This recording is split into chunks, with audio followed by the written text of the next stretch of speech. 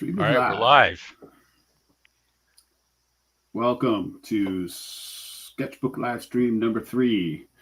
We're back for a third episode. We're going to be drawing with the amazing Mitch Cotie tonight. I say we just kind of jump on in and get drawing. Let's do it. Let's do it. So only other thing is, if you're in here with us, please draw with us and send us what you're drawing, and we'll show it at the end of the show. So cool.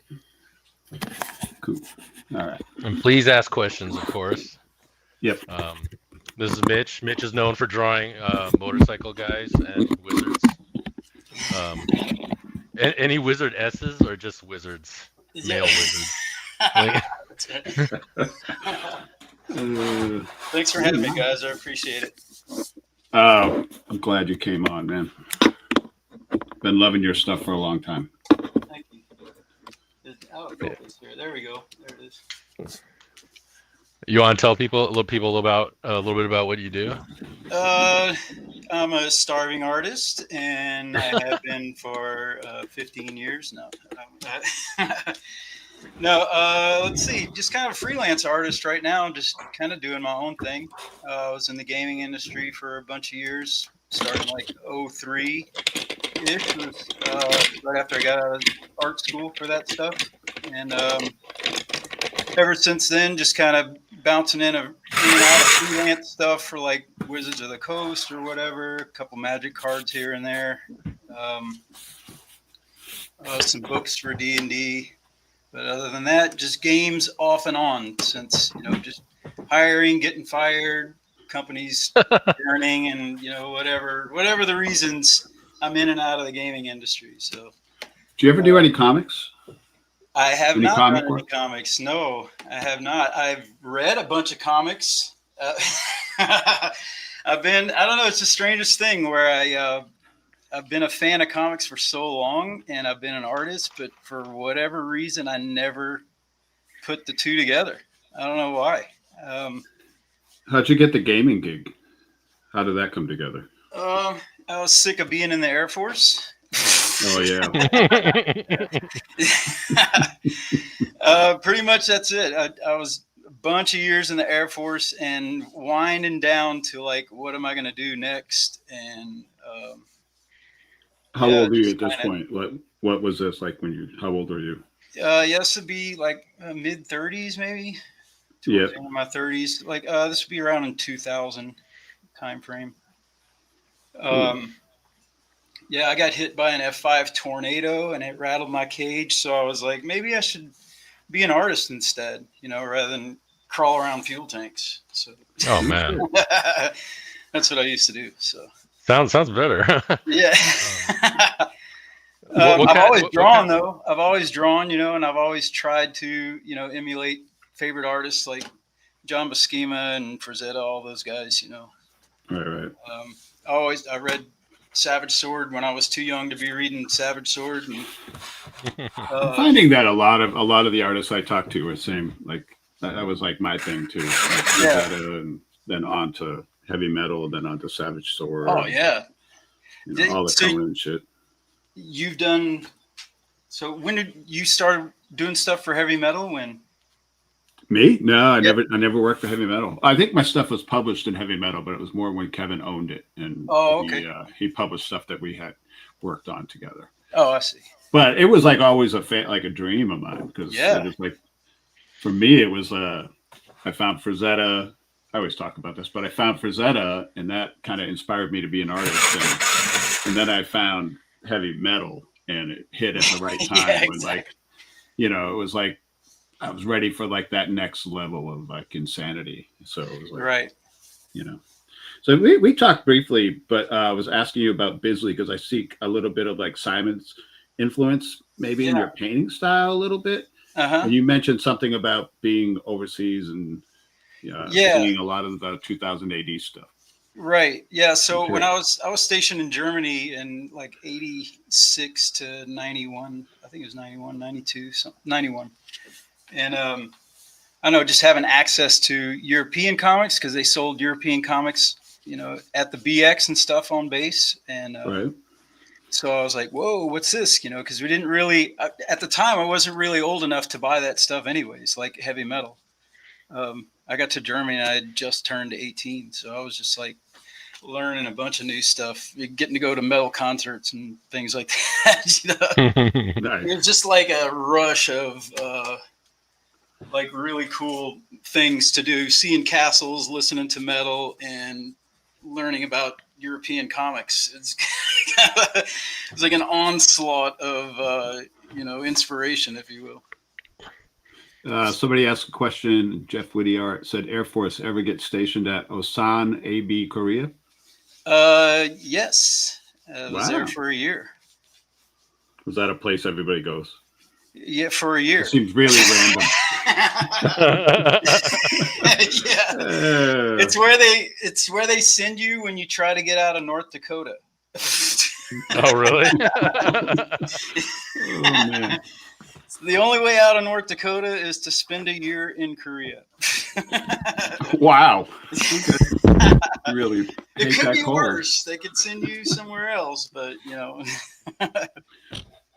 So I'm half Korean, so I have to ask: did you enjoy? Korea? I love it there, man. Korea was great. That was a great 1 year. I didn't have a car. I had a bicycle on the base that was like a hand-me-down from the guy that I was taking over from, basically. And then, moved to the dorms and stuff like that. I had a family. My family was back stateside, and I just kind of had to do my time there for a year and, that sounds awesome, man. See the world. I'm embarrassed to say I still haven't been. I got to get over there. Yeah, it was a blast. It was lots of fun. That's cool. So the 2000 AD stuff, like what were you looking at? Like what? I never really got into that stuff all that much. I know there was like Rogue Trooper and there was all the Judge Dredd stuff, but yeah, it was. I don't know. I guess I'm trying to remember some of the artists' names. I don't really have any of those old books anymore. I have a few of the heavy metals from back in those days. Right. I just learned about Bisley and stuff right around 90. I guess around 91, 90. Oh no, it'd be earlier than that. 80. 87 probably. That'd be like the AD stuff or the Slain stuff. Yeah, probably Slain. It'd probably be Slain. I would imagine I probably got that heavy metal that had the whole book split up. There was like a few issues where they split it up. Okay. I think it was about that time. Oh, is that where people saw Slain? I actually never knew that. I always had the individual comics. Yeah, I saw the graphic novel. That's what I saw. Oh, okay. I have both. I have the book, like a hardback book. But, yeah, I think that's where I first saw it. It was in heavy metal. So what was your I always like to ask the question, like, what got you into art? Was it the Frazetta stuff? Was it the cinema? Yeah. Yeah, it was. It would probably be. I blame my mom. No. Your fault. Like 70. I'm old, by the way, so it'd be like 78. We moved to Colorado, it'd be 78, and I want to say that summer, my mom gave me that first the Art of Frank Frazetta, the book 1. Yeah. And it ruined me, dude. It messed me up. For an 11-year-old, it'd be like. It's like, what is this? And I'm trying to draw the paintings, and it's just terrible. It's everything. But that's where it starts, kind of. It's like you just see that, and then it's like being around. My parents listen to classic rock, and then you get the album covers, and you're just like, whoa, what is this? And then the music becomes part of it too, and you're just. It's like the Molly Hatchet and the Nazareth. Yeah, Molly Hatchet stuff. Yeah, I always like. I mean, I was never a big fan of that stuff so much. Maybe when I was younger, but definitely we have like kindred spirits with the Frazetta thing, man. Frazetta made me stand up and go, whoa! It was big, the coolest thing I'd ever seen. Right.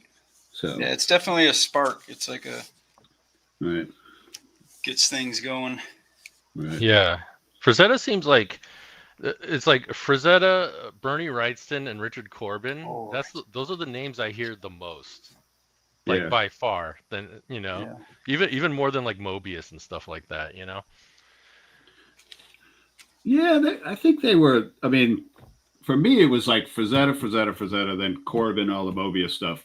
And then I got a hold of the studio book, which you guys must know the studio book. Yeah. Do you know about that? Oh, let's see. Is it Mike Kaluta?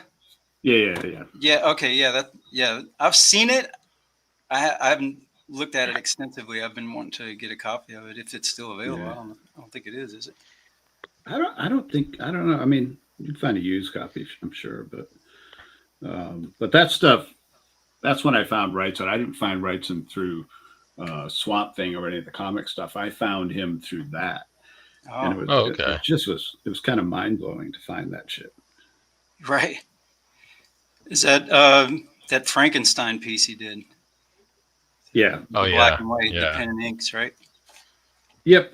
That's kind of like that's like his biggest deal I think he ever worked on. It looks like it anyways. Yeah. His opus, I guess, would that be a proper thing to call it? I think you'd call it that, yeah. I think so. Sometimes people go like, why didn't he do another one like that? And I look at that, I'm like, if I did that, I'd never do that again either. You know? Yeah, I think he was like channeling something. He was on fire. Yeah. Did you guys like Jeff Catherine Jones as well? Or not so much? Yeah. No, I did. Well, I loved it. Yeah. I loved. I found the Idol book, all the pen and ink, squishy kind of. You know what I'm talking about, like the pregnant woman. With with gas mask and animals and trees. That stuff. I couldn't believe how cool that inking looked. I couldn't figure out how to do shit like that. I was so like, I couldn't crack inking for years and years and years. Like I couldn't figure out. Yeah, because I wasn't using brushes. I was using pens trying to emulate that shit, you know? Yeah. The stuff for, I always forget how to say it. It's not idle, right? It's ideal or something like that. Yeah, I don't know. I what I call it. But I never know how to actually say it. But yeah, I mean, I don't know. That's one of my favorite things, that book, and I don't know. I think it's just pure draftsmanship. You know what I mean? I think it's just a level of draftsmanship, and it's just once you're there, you're kind of there. You know. He was also kind of like one of the first artists I saw that was like he was on a path. I think with that stuff, you know, like most artists were like floundering around doing art, but for some reason he seemed to be like on this. Him and Bodie, and I guess they all worked together too, but they were on this like journey through art, in my opinion. I don't know. Maybe I'm reading too much into it, but same with Wrightson. You know, Wrightson was pretty. I don't know. Yeah, I mean, I think you're right. I mean, I'm trying to remember the story, but behind that book, I think wasn't he drawing the pregnant woman? Because weren't those for like National Lampoon or something like that? Oh, that had maybe girls right. in it. Had like girls in it, and I right. think he was drawing a pregnant woman to kind of annoy them. If I remember that, I could be totally wrong on that, but that's what I kind of remember. I like that. You like that? I'm gonna repeat that. Yeah. Those annoying pregnant women. Yeah. College guys. They don't like pregnant women. I don't know. I think I like my original sketch. I knew this would happen. Oh shit! Oh well, whatever.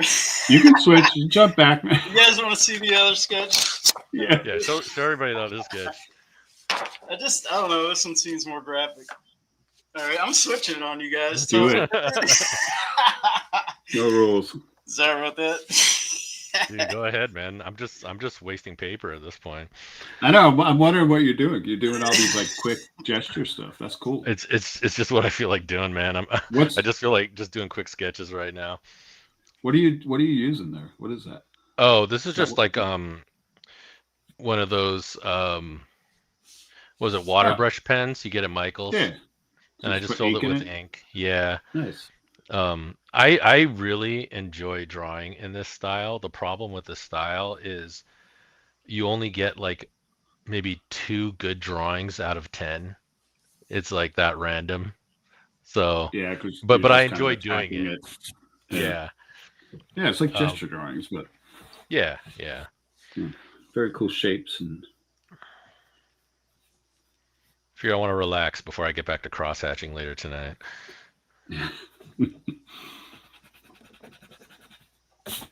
I've been doing Inktober. I was saying earlier, I've been using pen nibs quite a bit, and trying different water. After talking to Tony, was it 3 weeks ago?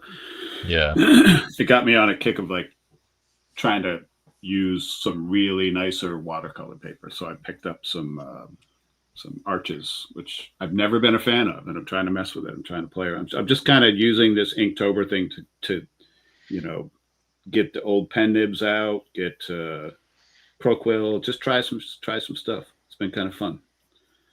But yeah, I mean, you have to spend money on watercolor paper because it's not worth saving the money. Watercolor is one of those things it's just so particular. You just have to spend the money on it. Right. What do you do, Mitch? You do a lot of pencil work, huh? Yeah, I'm kind of trying to nail down the process for doing the artwork for this book that I'm putting together. So, right. And basically what I do is this. I do everything in graphite. I like on smooth Bristol, first of all.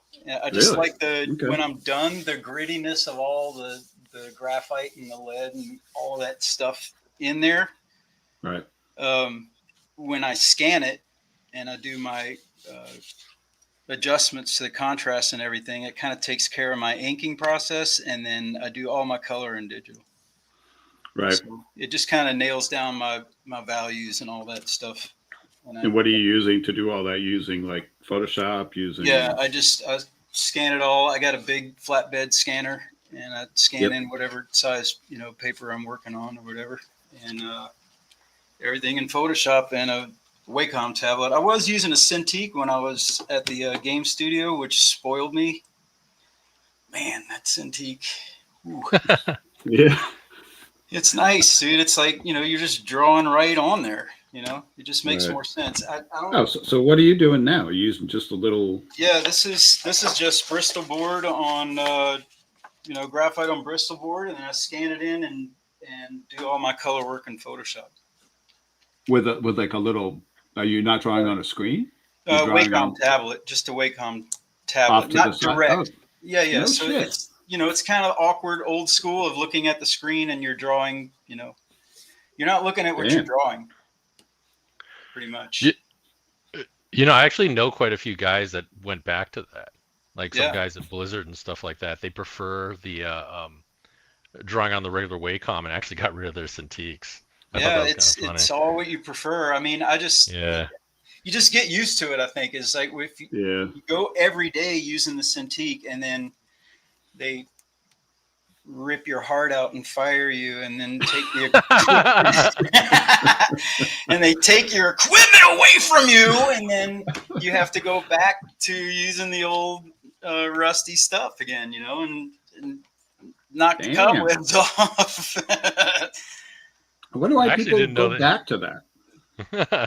Well, because back to a Cintiq. Yeah, to the Wacom, like looking at the screen with your hand over, Yeah, it takes a little while to get used to it, but I mean, I did it for so many years before. It doesn't take long. Right. I mean, I can flip back and forth. It's no big deal. Right. Yeah, how dare they take your equipment though? I thought usually they let you keep it. Actually, I was just like, I thought they'd be like, we'll sell it to you for a discount since we're going under, and we need the money, whatever. I don't know. But they said, no, send it back. So what kind of games were you working on? Let's see. The last one I did was the Amazon New World Eternum. Okay. That's the current game that's out now, Eternum. What platform is that on? Steam or PC, Steam? Yeah. Okay. I think it went to Xbox and all that stuff as well. Did you do a Batman thing? I did some concepts for a Batman thing many years ago, Gotham by Gaslight. Oh, nice. At Day One Studios. They did that as a video game? It was a pitch. It was a concept pitch. So, and then when that got axed, they switched it to Shinobi by Gaslight. Wow. Really? That got axed too, and then I got axed. that would be axing number one by the gaming industry. Not holding any grudges or anything. The bastards. Well, you get that sweet unemployment though, right? Sweet, yeah. That's sweet. Ain't nothing sweet about it, man. That's demoralizing. Just like, why am I here? So, what's your favorite project? How about that? Your favorite gaming project that people might know? Oh, that one was fun. Yeah, that was cool. Let's see. I probably had the most fun with all the X-Men and the Marvel Ultimate Alliance stuff. Oh, nice. Do you always work from home? That was a long time ago. Okay. That was at my first job at Raven. We made X-Men Legends 1 and 2 and Marvel Ultimate Alliance.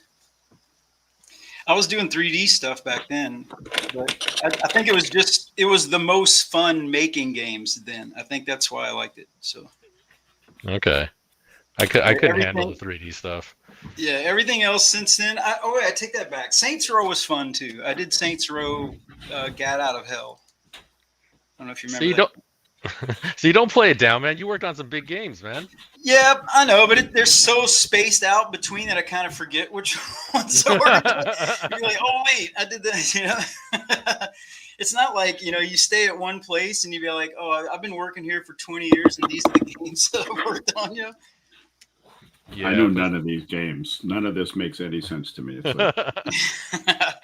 And I'm not really a gamer either, so it's kind of I was just there to do the art, pretty much. Right. You ever work in office or do you work home? Yeah, most of the time it has. Just this last game I was on was remote. All right. And the other two, I did some freelance stuff, for High Voltage when I did the Saints Row.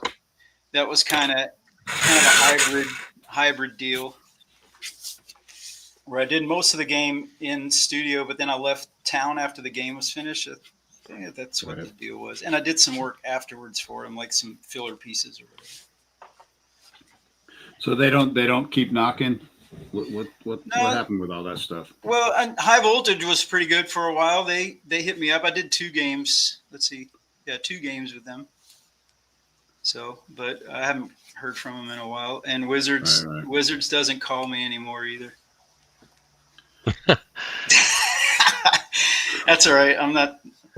I like no, I'm only laughing because I've been freelancing since I was like 18 years old, and that's just how.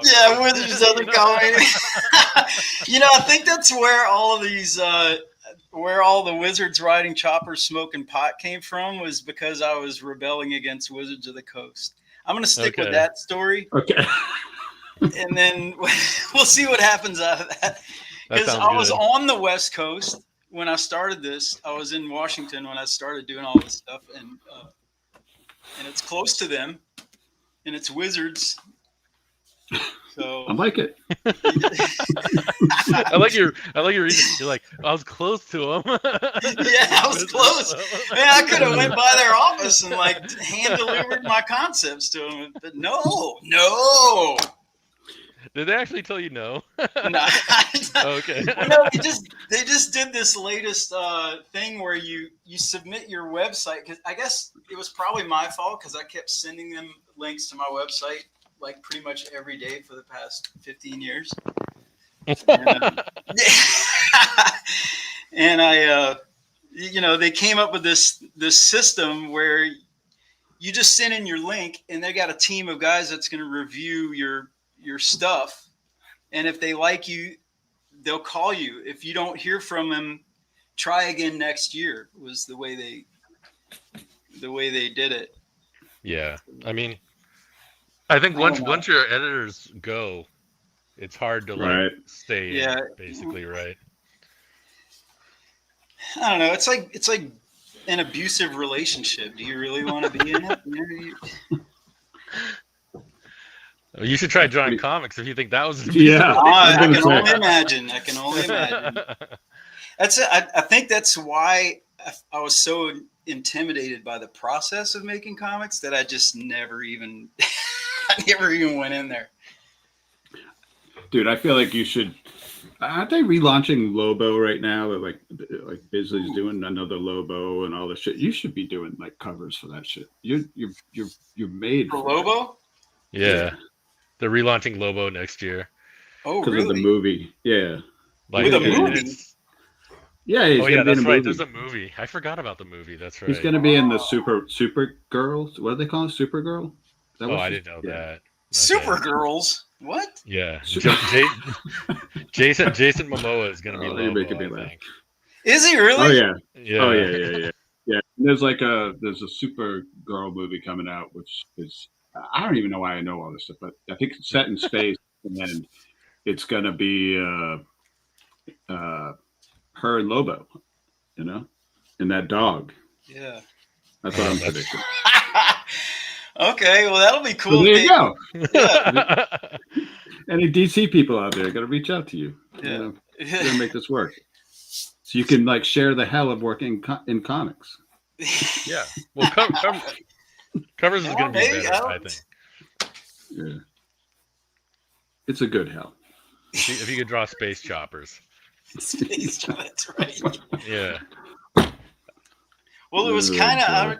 I was always cracked up at not to be talking about Bisley all the time, but no, I've never met him, so God bless him. But that He's an asshole. he just totally redesigned Lobo from what it was like prior to him getting a hold of it. You know, I don't know if that was all his doing. I don't know the whole I think it story behind was.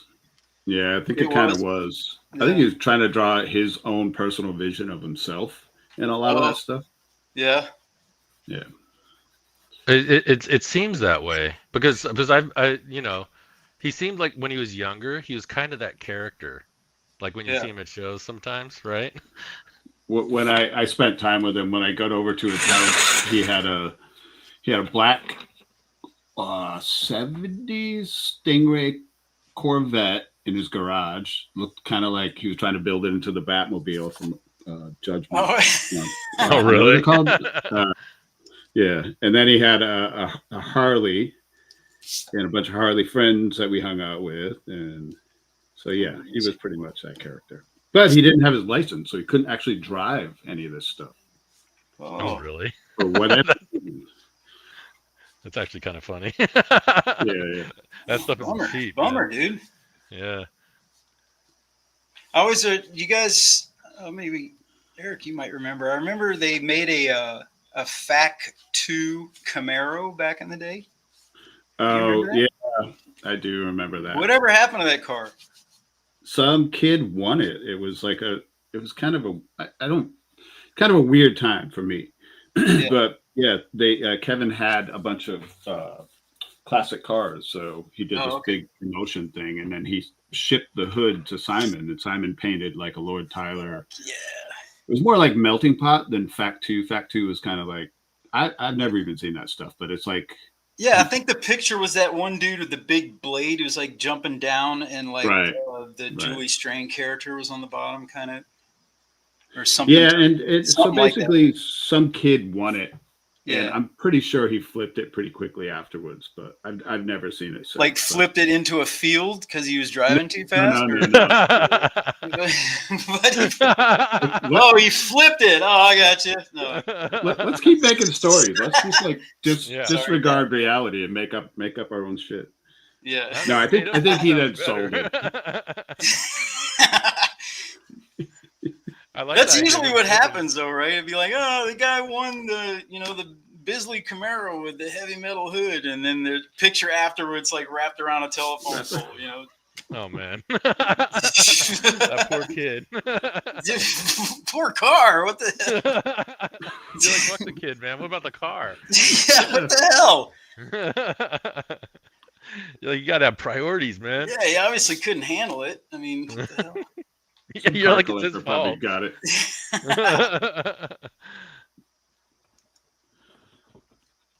It's a lesson in drawing hands.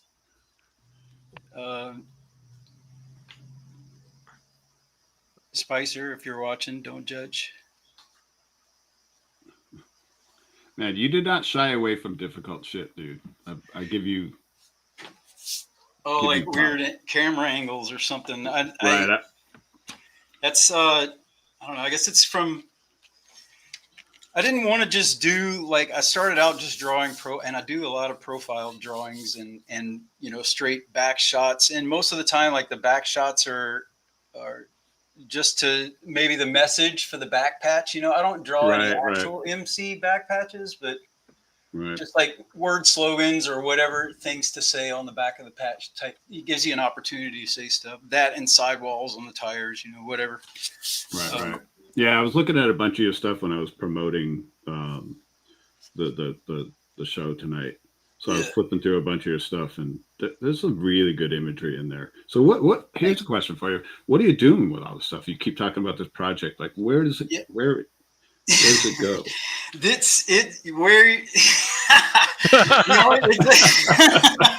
It's only on Instagram. That's the only place it's ever been. I started posting these images, I don't know, maybe like in 2014 or 2012 or something like that. I was drawing a bunch of different weird things. And this just kind of stuck, and I just kept diving more and more into it. And after a few years, I realized that, wait, I've got something going on here. I started making characters and everything. So I just kind of started putting it together like that. Right. And my son's really pushing me and ready to help me write the story and stuff like that. So we're getting it together. I don't know. I was thinking at first to do like full comic, like an issue at a time. But I've got so much material right now that I may just do like a art book to kick it off. I think that would be great. With all the concepts and all over the years, that type of thing. Right. And then maybe introduce, because I'm not done with it. I'm still writing the story and all that kind of stuff. And I don't want to rush it, but I need to rush it.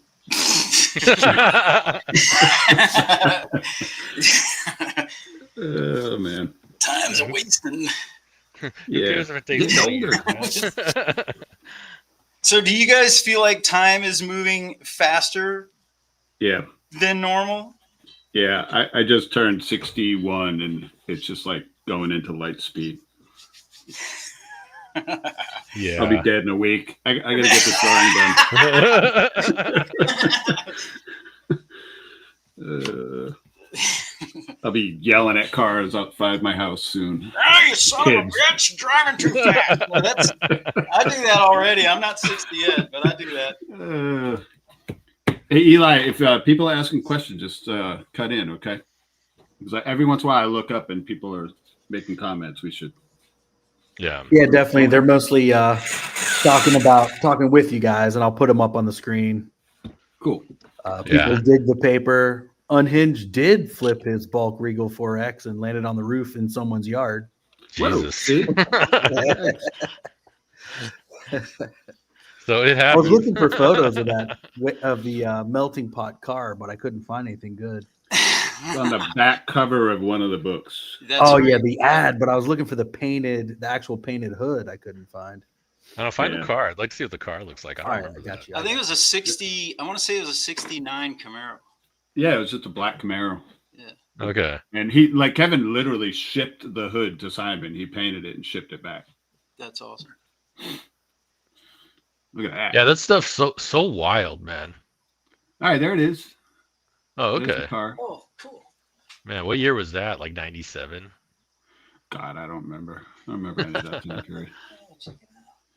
Oh, that's funny. He's got a picture of the car without the hood. Just the brackets. Yeah, man. Damn, that's sweet. I wonder who has that. I don't know. I've been wanting to own. I'd like to own the Corvette from Corvette Summer. I don't know that one. It's the ugliest Corvette you've ever seen, but I love it. But you want it. I do. I want it really bad. Are you into ugly cars? Is that what it is? Well, I guess so. I always drive ugly ass cars like Russ Nuggets. I love them. I think they're nice. Hey, look. It's just that's a sweet car, man. Look at that. Look at the license plate. Dude, that thing's classic. Oh, wow. Nice. Yeah, that thing's classic, man. I like Well, there the it words below it say painting in progress, car shown unpainted, so you know. I wonder how long it took Simon to paint that thing, man. I'm sure that everybody was like holding their breath. He was over. He came over. We gave it away in Northampton. I remember we were like took pictures by the car and everything. I think that was his first trip to America, Simon. We went over there and picked him up and brought him back over here. You know, that thing's probably like rusting away in somebody's backyard right now. Oh man. And then some like one of those like I don't know, somebody's gonna find it someday. Barn find. They make Yeah. a TV show out of it or something. Nah, it's flipped in a field. Oh yeah, it's flipped in the field. That's right. We already know what happened to that thing. It's a cursed car. Yeah. All right, I'm going to ask. So, Mitch, what kind of paper do you? Oh, you already told us. Yeah, Bristol, you like 100 the pounds. Yeah, I like that smooth stuff. So you like it because you want to smear stuff around, or Yeah, why do you like it? Once I establish this sketch, if I can just quit talking for a little while, and no, I'm just kidding. It's told you it's hard. That's why we're here. Yeah, I'll start slapping some dark stuff in here and dropping some shadows. Maybe if you have any like finished pencil shit, I'd love to see some of that too. Maybe Okay, pull some stuff out later and show. Because I'm curious about, you talked about the levels thing because you get a really nice. Oh, there you go. Damn, dude. How big are those? This is 13 by 19. Okay. Dude. This is just graphite with. I use gouache to get those hot highlights, you know. Yeah, Right. yeah. Yeah, this is. But dude, it takes me a long time to get here. Like, I mean, not really. I mean, because I usually don't work on something constantly. I'll like set it down and come back and set it down and come back, you know, and keep hitting it like that. But I'll do a lot of erasing and just getting pissed and stuff like that, you know, till it's like tightened down to this, you know. And you go back in with like the I use these I don't know if you can see the mono erasers, the little pointy erasers. Do you go back in and take stuff? Okay, I see. Yeah, I got that and an electric eraser too, works good. I've never tried that, but yeah, sorry, I'm shaking a little bit. Too much coffee. Okay. There. Yeah, I use this guy for really. I mean, you can shave you run it over some sandpaper and you get a fine tip. You can like really carve in some stuff in there. That's pretty good. I never knew that. Yeah, those work pretty good. Otherwise, I just use this guy here. This one. Oh, yeah. Something like that. You know, it's eraser tip. See, my whole career, I never got into graphite and using like actual pencils until within the last, I don't know, when I started tattooing. I some point I broke out a moleskin, which is what I'm drawing in tonight, and really soft pencils. And that's, I think I was watching Corey Godby work at one point, and he started pulling pencil out. He started creating shapes with erasers, and I was like, yeah, that's the shit right there, man. Yeah. I kind of like this moleskin paper because it erases. You could take the entire graphite right off this thing. Yeah. You know, very, very easily. So I don't know if you've ever checked it out, but I love this stuff. So what is moleskin? Is it like it's a pad? It's just a drawing pad. Okay. Yeah. It's just like a smooth. It's probably a lot like the Bristol, honestly. Yeah. It's just a little off color. It's a little like yellowish, I guess. Or yeah. I like the Bristol because I can erase a lot before it doesn't wear holes in it. Right. Use a mechanical pencil too. Oh yeah. It looks like yeah. I try these graphic pencils here for some really super dark stuff. This is like a 9B. Yeah, I have those. But they break so easy. If you drop them, they shatter in like a million pieces. There's like no. Yeah. They're just solid graphite. I have this thing I found. It's a Mitsubishi 10, it's a 10B. It's this weird gold pencil. This thing is amazing, but like you say, the lead. If you can just lay in some big tone and smooth it around, but you really can't draw with the lead breaks so easily. But Well, now I know who uses those. I'm not even kidding. I just saw in a store like a couple weeks ago. I'm like, wow, 8B, 9B, 10B. I was like, I've never heard of these things, and I was like, who would even use them? But apparently, you guys are using those. Yeah, Yeah. I just like to, just make a base of dark stuff and just kind of chisel away the highlights. And it's more of a sculpting way to draw rather than, I don't know, I guess just chiseling away at it, picking away at the drawing rather than. Yeah. Right. It's compensating for lack of confidence. I have. Bro. That's why I use white paint, man. That's why I use a lot of whiteout. That's why I use a lot of whiteout. I have a weird thing. I can't draw in pencil because I can't see it. Like, it's hard to explain. Like, normally when I do my stuff, I do like blue line because it allows me when I'm inking to see values. But because I'm doing so much color stuff now, blue line doesn't erase very well, so I have to use pencil, and it's made inking a lot harder. I don't know why. I just have this mental block with it. Wow. Yeah, that's weird. Well, a lot of times with these soft pencils, I don't ink over this stuff. So, like, I think what like you're doing, Mitch, you're just doing a pencil drawing. Yeah. Taking it in, leveling it out, and then painting on top of it. Like that's what I'm doing with this thing, this moleskin that I have. It's like I don't ever ink on top of it. So these super soft 10Bs and 9Bs or whatever, that's like putting in a big black. It's like using a brush, basically. Right. So. I also use these extra bold ones because they don't break as easily. The extra big ones. Oh yeah. Kind of the same thing like what you're using now, but I have to increase the lead size for the softer stuff. Or right. Snapping the lead constantly. Yep. I also don't use the sticks. Sorry. What's that? Just to want to pop in with a quick little update. I found some more stuff about the. You found it here. It was painted. Like here's how it arrived. Someone washed an impressive layer of dust, and then here's the engine. Oh, it's a big block. Yeah. 95 speed. Wow, that's a great car.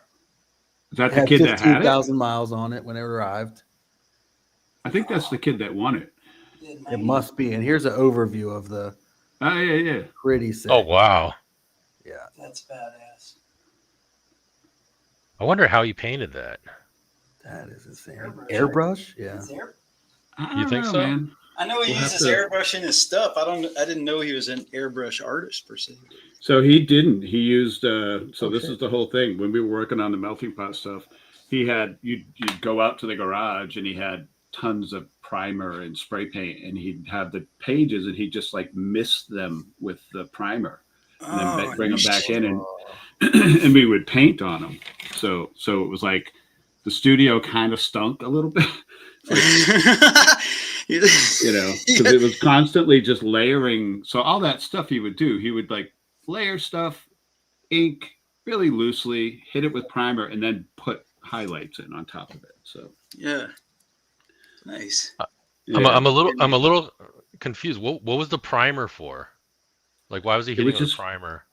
He liked the primer because it's a good surface to work on. Number one, okay. But it was like a what is it, like a sepia sort of color primer? I don't know a lot about car painting. Okay. Yeah, it's maybe like the red oxide primer. Yeah, that's what it was.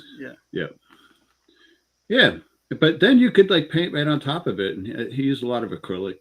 He did use oils occasionally, but when I was there, but mostly it was acrylic. Okay, so he could paint. The primer was transparent enough over the drawing or the ink drawing that he could just paint. Yeah, but even if you eliminate it, he just draw it back in on top of it. That's why he's not like going crazy with detail. He's. Oh, okay. Yeah. You basically just need a matte surface, like a soft surface with a tooth on it, so the paint can stick. Okay. I just painted a van. I'd say just a few years ago. It's on my Instagram. There's a few shots of it on there. There's a 76. Sorry, Brad. 76 Chevy panel van, short wheelbase, like just like the ones from the 70s. Because it is. You paint a wizard on it? You paint a wizard riding a motorcycle? No, I painted all these like vultures fighting with each other, fighting over portals in space. Nice. I love this stuff too. Yeah, keep going. I think it's further down. This is like the most metal Instagram page I've ever seen in my life. There it is, right there. Where is it? That might just be it. Further down, I think there's other shots of it and some video. Maybe some. There you go. That's. Damn. Oh, wow. The whole thing. The whole damn thing, like all sides, the back. Wow. Oh my God. Damn. Pretty much all airbrush, but a lot of hand stuff in there too. And I had to get in there. It's different than drawing, man. I'm clumsy in there, so I had to man, it'd been like 20 years since I've used an airbrush, so I had to relearn. Dude, how long did it take you to do that thing? Oh shit. 6 months, I think. So long enough you'll never do it again. Well, I'd like to do it again with somebody else's band, but not that one. Oh dang! Let's see. This was so it was in Chicago, like downtown Chicago, at Taylor Street Tattoo, and then I lived in Woodstock, so I would come in, work on it for a few hours, and then go back. So it took me a while to finish it because I wouldn't work on it all at once. Was it like a commission piece or what? What did? Yeah. Okay. It's from my buddy's van. Okay. He wanted it painted, so I was like, absolutely. So you didn't make any money, but you had a really. Oh no, I didn't make any money at all. Oh man, that bastard! No, I'm just kidding. No, he didn't. No, it was a nice job. It was fun. It was fair. I had a lot of fun doing it, and I'd love to do more stuff like that for sure. Yeah, just add that. As long as I get to. Just gotta get paid this time. Yeah. Not with beer and tattoos. Either. Beer. Yeah. Well, Jeff, I'm glad you like the streams, man. Hope you're drawing something too.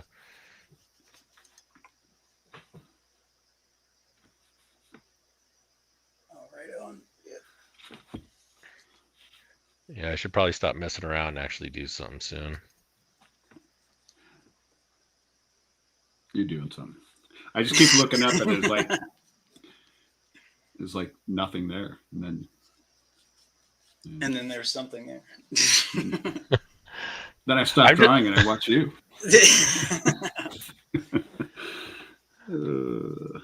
I'm kind of in a strange phase, and I think it has, going back to comics, it has a lot to do with comics. I'm just trying to do everything as fast as possible right now. So I think that's just my mindset. Right.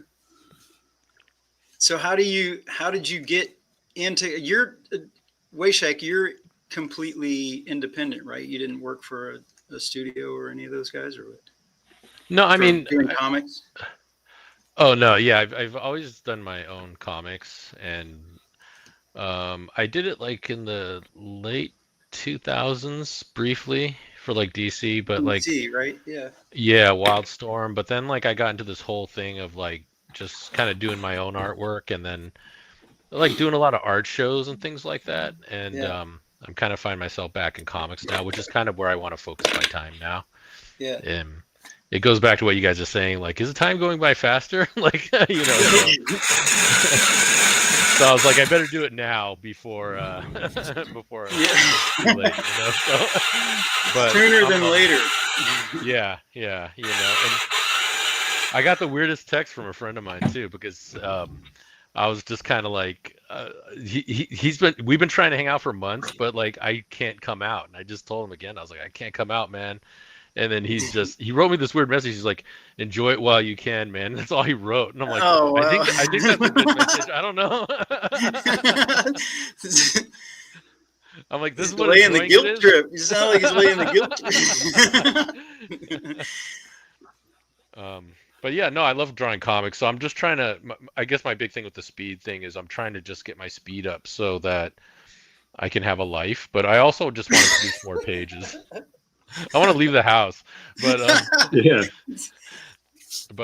no, I just want to produce more pages and get projects out quicker. Mostly, you know. Yeah, your approach is very, very, it's all there. You're not like cutting corners. So it's a tricky thing to you're not like you got to get to a point where you're cutting corners, but you're just simplifying your style to I don't know. Comics are a very difficult thing to do for a long time. Yeah, it's the painted. I mean, I don't know if I'm not doing totally painted comics, but the painting is added a whole monkey wrench to the whole thing, and it makes it it really adds to it. It definitely allows me to do different stuff, but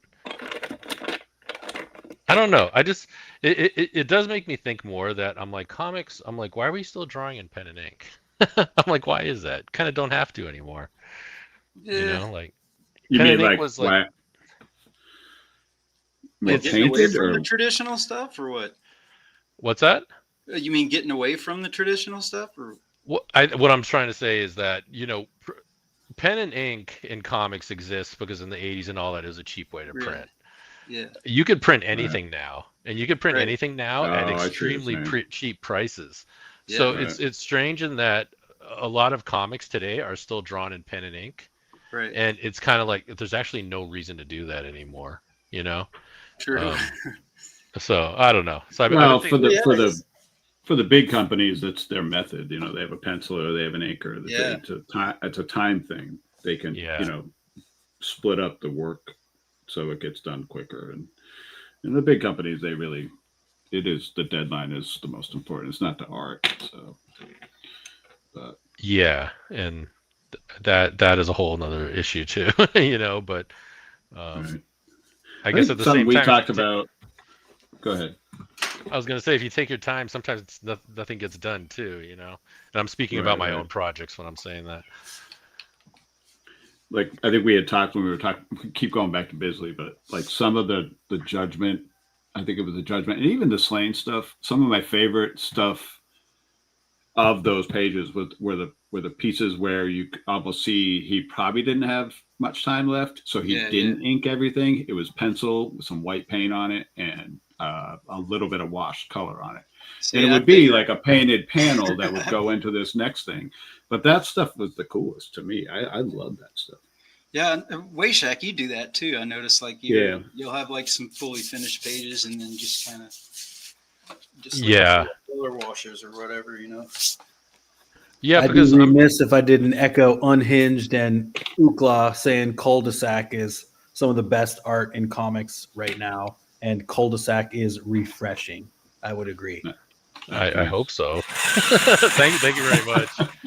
Right on. Well, I'm trying, but yeah, no, I mean it's just a style I do, and people dig it. I don't know, it just comes naturally, but a lot of it is based off of the 60s illustration guys like Bob Peak and all those guys. Oh, yeah.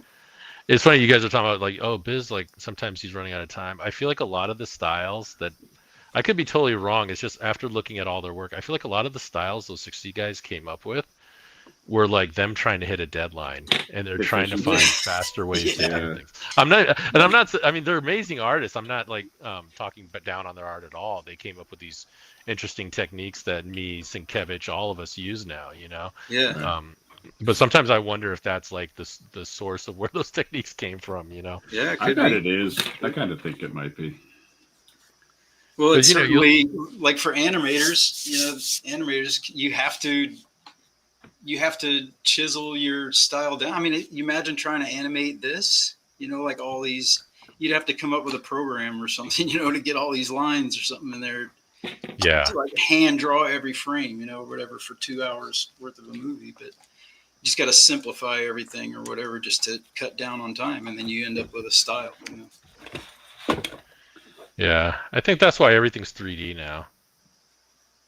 Yeah. No, I'm just kidding. No, I did enjoy the the Spider-Man, the first animated one, the Spider-Verse. Yep. Oh yeah. That shit blew me away. I really like that cartoon. That's nice. Refreshing. Very cool. The second one's a little too much. It's like they tried to hammer it a little too hard, I think. But. Yeah. I don't know. A lot of that kind of stuff, it seems like trying to replicate it, I think, is extremely difficult. Yeah. You know? Yeah, to put those, like, you see that, you just freeze any of those frames in there and you can see, like, the comic look to it, the halftones or whatever. Yeah. I think they brought a lot of comic artists in to do conceptual stuff for that.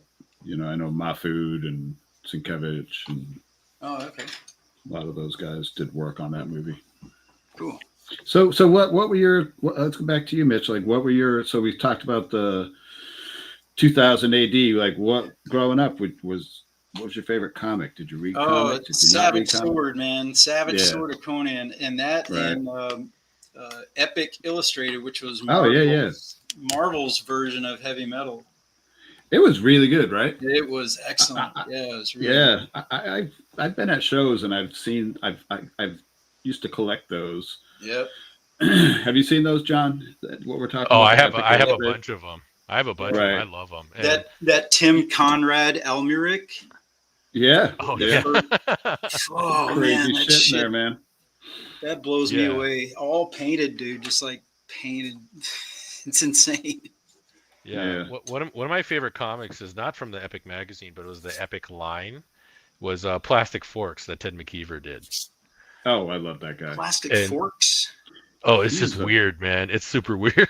So like, it was like next level weird. It was great. Yeah. He did Metropolis. No, what the hell was that? Yeah, Metropole or something like that. Metropole. Right? Yeah. I loved his stuff. That kind of getting back to what we were talking about earlier is like that was when people were changing the way comics were being done. It was like suddenly anatomy didn't matter. It was more art style. Yeah, that stuff is amazing. Yeah. I love that stuff. Because what is that, like 86 or something like that? I don't know. It had to be, right? And then you don't see stuff like that now, Yeah, I don't follow comics anymore. So, but yeah, go back to Eli. Like that plane right there, that shot of that plane that's some cool shit right there. Yeah, that is cool. That whole page is amazing. Yeah, I think he was smearing it with baby powder to get that soft edge, something like that. Really? Yeah, something like that. I remember that from an interview. I used to read all these interviews, and I have vague recollection. It was so long ago, I vaguely remember things. So that's why I'm not sure if I'm remembering things wrong or not. Right. Sorry, I'll just make it up. Yeah. Ow. But Mitch, is there anybody out right now that really gets you going? Oh, well, I recently not recently discovered the Eric Powell's Goon stuff. I mean, I remember they were supposed to make a movie out of it, but I never had really read the comic when it first came out. So I guess I'm a little late, but I'm enjoying that. That's good. I like the Goon. Let's see, what else am I reading? I'm kind of going back to like old stuff that I forgot, and I couldn't remember who drew them. Yeah, and it stems from like those magazines. There was like just spot illustration. I remember, I think it was Epic. It may have been Heavy Metal, but there was this one, just like a one single page black and white of this guy playing like a ukulele or something, and he was like a jousting knight or something. And I just remember the art. Yeah, it was crazy. It's like a one-page piece, and he was like a warrior minstrel or something like that. And he would try to play his music, and every time he'd get into it, somebody would want to come up and choose him for a fight. And then he'd have to stop. What was this in? This was in Epic, or yeah, I think it was in Epic. Huh. And man, I can't remember who the artist was. I don't have that issue, so just stuff like that, just things that kind of inspired me when I was young. I liked John Buscema and Alfredo Alcala together. Yeah. Oh yeah. That inking drawing team was, man, wow. Like I never tried to do that. Like, wow, I love their art. I should try to draw like them. No, I was just like, I didn't even try. That stuff was crazy. Right. The stuff they were doing. The detail is just intense. Yeah, on it's all nuts. those. Was that your favorite combo? Would be Sema? Yeah, Buscema, Alfredo. I liked Ernie Chan too. Like when they did stuff for the regular comic. I guess they did some for Savage Sword too later on, probably. But Buscema, I kind of like Buscema because his inking style was a lot like Frazetta's. It seemed like, to me. Yeah, I always liked it when he inked his own stuff, but he never really did it all that much. Yeah. Like I think at one point he did a Mephisto book, which I don't know. It's like the devil, Marvel's devil, and I don't. It might have been like I don't even know what the main. I don't think I even read it, but he did all these illustrations of this demon character sitting in chairs in hell, and he inked a bunch of it himself, and it was just like that shit was the best for me. I agree with you on that 100%. Yeah. I wish he had inked more of his stuff. Yeah, that's the Silver Surfer book, believe it or not. Right. Yeah, Mephisto that's one of Surfer's enemies, right? Yeah. I used to like that character too. I really like the Mobius stuff too. And obviously, I mean, Heavy Metal, the movie, I mean, that ruined us as kids too. Oh, yeah. Yeah, all of my buddies, when we were growing up in Colorado, we all kind of got into the same shit. We were, into Dungeons and Dragons and Frazetta and comics and, just always running up to Mile High Comics and shit like that back in the day. Yeah, I think that's him inking himself. Look at that shit. That's What? Yeah. But he never got a chance to because he was always penciling other books. So, let somebody else ink. I don't know. That's when it's like the industry kind of affected art in so many ways, But I don't know. So how much time do you guys get to do a comic? I mean, how long do you have to crank that? Got to crank it out pretty fast, or what? If I'm working like a mainstream company, like if I'm doing a whole issue, I would get like 6 weeks. If not more. Like these days, like I'm not on a monthly, but I did monthlies a couple of times, and it would be like 6 weeks, which for my style is can be tough sometimes, but I can do 6 weeks. But I can't do 4 weeks, that's for sure. I can't do John Buscema is probably doing one a week, but Yeah. I wish I could though, but that's why I drew the recent Heavy Metal story manga size, because those guys put out so many pages in a week, and I can kind of see how they can do it because the manga size, it's so small, you can get really detailed, but like you also have to simplify a bit too, so it kind of does make the process faster. But it made me feel super claustrophobic as well. So what size is that? What do you mean manga size? It was around 11 by 14, the size of the paper. So you're drawing even smaller than that. Right. But I think that's like Ghost in the Shell and Akira. I think that's about the size they're drawing them. So when I saw the level of detail, I'm like, there's got to be a way, All right. What did you think of doing it that way? I think I could produce. Continue? What's that? Would you continue that, or? I'm actually thinking about it. I feel I could produce a book very fast that way. But like I said, there's a feeling of claustrophobia. Like if I use the right pen, I can get like detailed enough. That's not the issue. It's just everything feels real tight, Right. How much time do you have to do the cul-de-sac? Cul-de-sac was open-ended because that started a while ago, because like they just wanted me to focus on the art, so they didn't want to rush me on that, which I appreciate. That's why I was able to paint it and things like that. Right. Yeah. What about movies, Mitch? Are there any movies? Does stuff outside of like drawing interest you? Or are you like just so into your own thing that you're kind of No, I over the past few years, I don't know, I've just kind of been watching less movies and listening to less music, I guess. I don't know. Just narrowing it down and choosing what goes into my brain rather than just let anything in there. Okay. protecting my noggin a little bit. But anyway, I don't know, like older stuff, obvious movies, from the 80s, Aliens and stuff like that. But I think what most inspires me is music, like just certain songs, that have certain lyrics or whatever. And if it sparks what I'm working on that has something to do with, these chopper guys or the story that I'm working on, I'll play that song over like a dozen times, like a teenager, and just like hammer it out and just be like, oh, okay. I kind of see how it's working, and then I kind of use that energy to create the drawing. And it happened a lot during COVID when you're just locked in drawing, so right. There was a lot of that stuff going on. Just songs, just kind of inspiring the moment. So what's some of the stuff that's inspiring the chopper, the chopper characters? Currently, because I've been working on these characters, and you probably see them on my page. Like they look like they're wearing suits. The guys. Yeah. Those are the fixers. Those are the fixers. They're the bad guys. So I just envision them. They're supposed to look tough and mean or whatever, like Neo, like fucking Matrix, or whatever, John Wick or something. But I just kind of picture them listening to like 70s disco for some reason.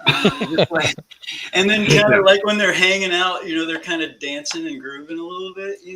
I don't know how I'm gonna pull that off in a comic book, but.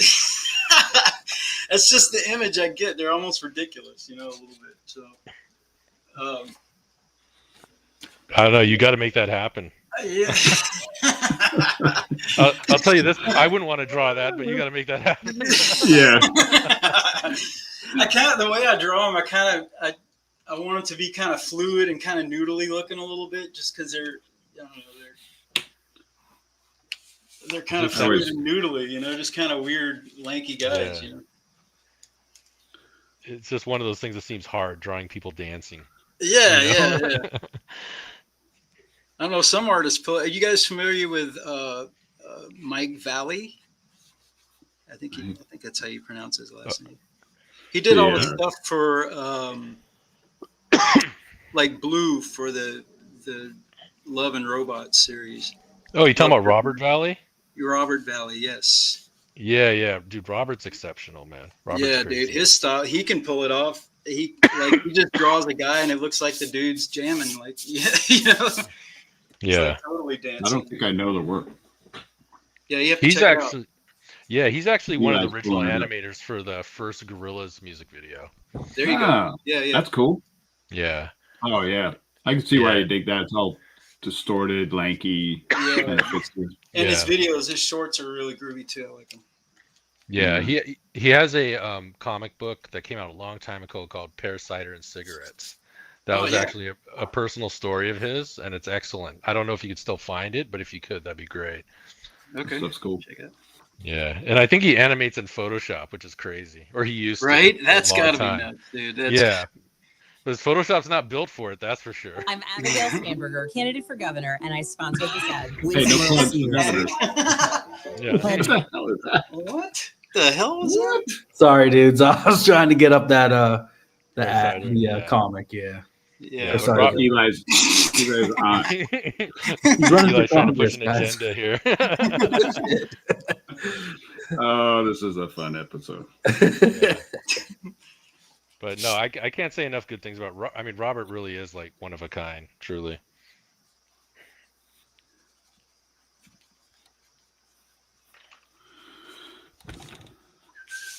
Ooh, I'm not paying attention. There. I still haven't seen Love and Robots either. I should probably check that out at some point. Yeah, it's like an anthology show, right? Yeah. Wasn't it supposed to be heavy metal for video, but they canned that idea? I don't know.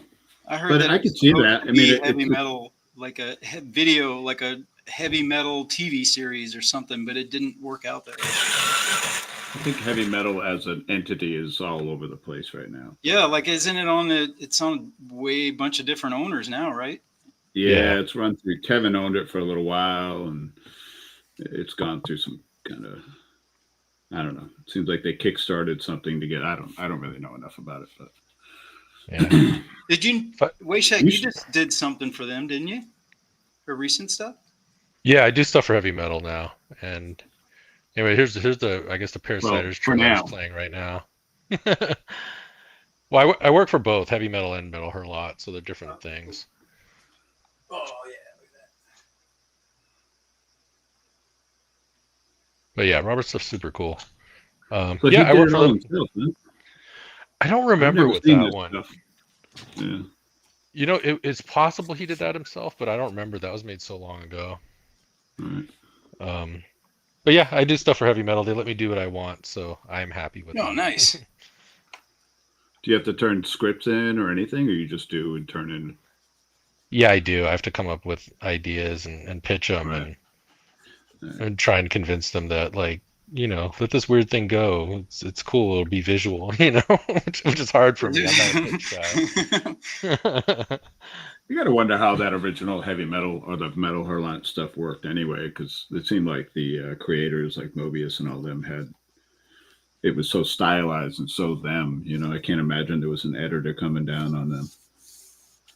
That's what I feel like. So that's kind of what I'm trying to do. I'm trying to pay tribute to the old guys. So I think they like that my stuff's a little wild like that. Right. But it looks like Jeff likes the heavy metal stuff. Is it the digital subscription? I don't know. I think there's hard copies that drop in the comic shop still. Oh, okay. Of the new stuff. Yeah. Are they reprinting the old stuff, or they have all new stuff? Like at some point, I think they were breaking out some of the old issues and reprinting them or something, right? Or I have that wrong? I think it's Is that like mostly wishful thinking? new stuff in the new issues, as far as I've seen. Right. I did Kickstarter too. Physical and digital, and a 75-year quarterly, Jeff said. Okay. I know Metal Her Lot reprinted some of the stuff. I did a Kickstarter for them as well. Right. Wait, you worked on that? No. Just I saw that they reprinted it, and I backed the Kickstarter. All right. I mean, if people do like heavy metal, I've heard of a new anthology called Me. Dude, who did your logo? Me, Cosmic Lion. Yeah. Sam J. Royale. He's a guy. He does professional logos and stuff. It's very good. Thanks, man. You should check that shit out. I mean, you guys could go to CosmicLionProductions.com and check that out if you want. But I'll mute again. Go to Cosmic Lion Productions. There you go. Eli's the guy that helps us out with this because me and Eric are trying to draw. Yeah. I was going to drink tonight. I haven't even done that. Oh. Well, it's not helping me. And dry. This might be the last one I drink during, man, because yeah. So what's your day to day, Mitch? How often do you? I don't know what I'm asking here. Yeah, well, I've got a regular job these days, like a regular job. It's so not art related. It's not art related, so I gotta do that stuff. Right. It burns a lot of calories. It's good for my old ass as far as staying physical. Right. That's good. I'd rather be drawing full time, but right. It's, the pendulum swings. We'll see, but I enjoy the job. It's good. Yeah. How do you find time to draw? I usually don't. Okay. No, it's been kind of dry. I've been writing more now than I have been drawing. So, okay. You guys inviting me has really, and it's lighting a fire on my ass to draw more for sure. I need to be drawing a lot more. So, I just, writing is something really. It's strange to me. I never really did it, so the way I'm doing it is it's probably very high school-ish, you know. I use an outline method like you would in high school, you know? And just I rip through it like over and over and over till it's polished out, you know. Right. And that just kind of spawns little sketches, you know, because and plus I'll get to a point in the story and be like, I just want to draw that, you know, that thing, that chunk, Right. you know, and it probably throws me off, but I got to stop and take the time to do it, you know. So how close to having a book that you could publish to kind of kick this thing in gear are you? Wow, that's a damn good question. It's open-ended, man. That's it. Right. But I mean, looking at your Instagram, you got to have enough stuff to do some kind of book. I could do a book for sure.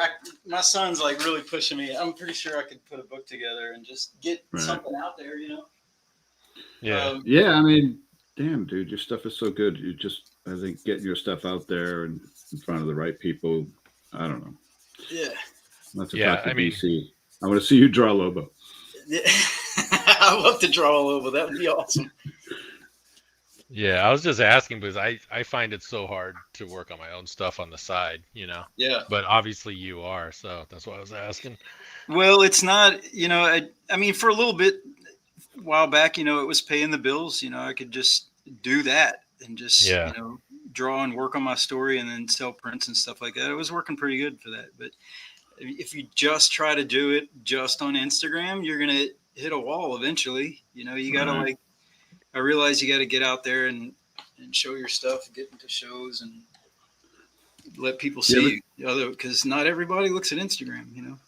Yeah. I mean, you ever do like swap meets and bikers? Like your stuff seems like you'd sell a shit ton of. Yeah, you know. Well, it seemed like at first a lot of my stuff was towards the biker guys because that's who I was hanging out with, and you know that's what we were doing. We were riding bikes, and I was just drawing stuff when I wasn't sliding down the road, you know, whatever.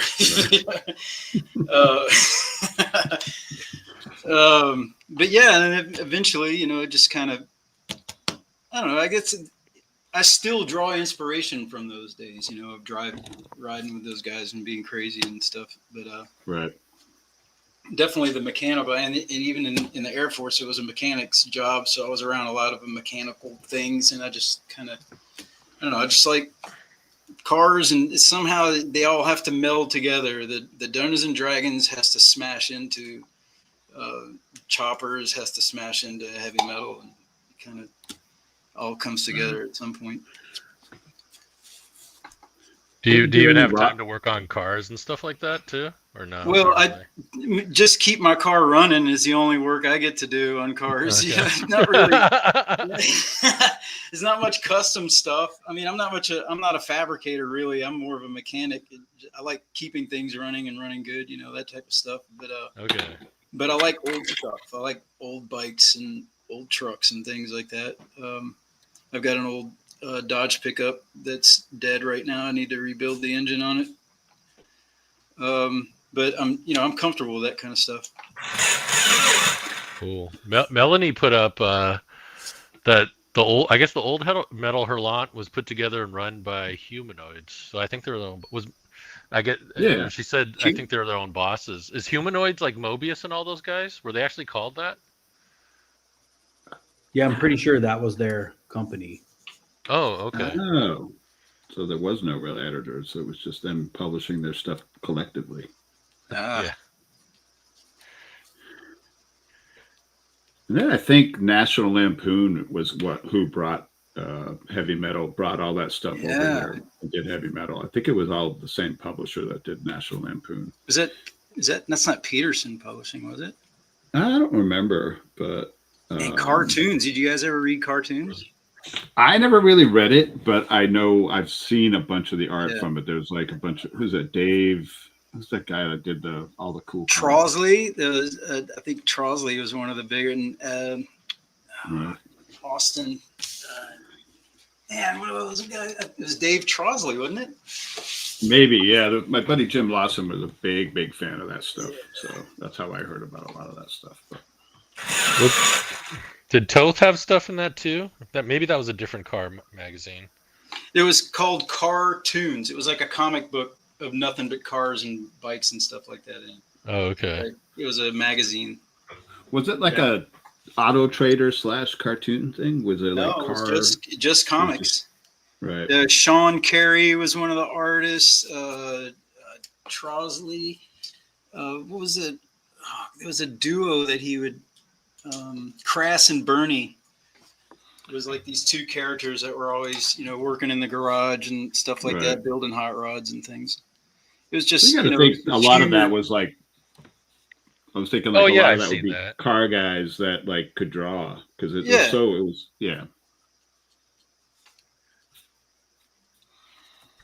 yeah, that stuff's great. That's all probably Ed Roth inspired too, right? Yeah, and this got republished too as well. This is starting off again too. I think they got new artists.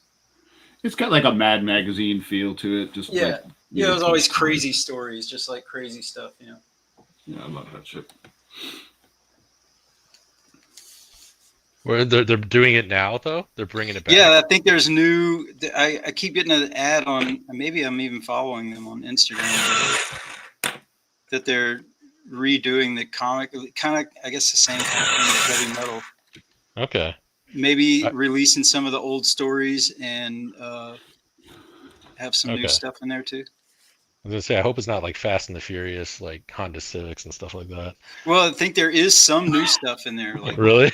Yeah, like tuners. It'd be like some tuner stuff in there. Okay. That's cool, yeah. Man. And then you had, I don't know if you remember, like Fabulous Furry Freak Brothers. You guys remember that? Oh, yeah. Yeah. Heck yeah, man, that's good shit. Is that back now too? No, that's not back. That's just kind of where I want my shit to kind of go. I'm not really concerned about going mainstream with any. I mean, it's wizards smoking weed in space. I mean, I'm not really. I don't know. It doesn't seem very wholesome, like something you want to share with your kids or whatever. I used to hang out with Paul Mavrides from the Fabulous Furry Freak Brothers, and he used to tell stories like him and was it Gilbert? Yeah. And they would get invited to judge weed festivals and shit out in Amsterdam. And they'd go and they'd smoke some insane weed, and then they'd have to like get unhigh and unhigh. That's unheard of. Yeah. Well, he said it was just insane. They just get so freaking stoned. They get paid to go over there and get stoned.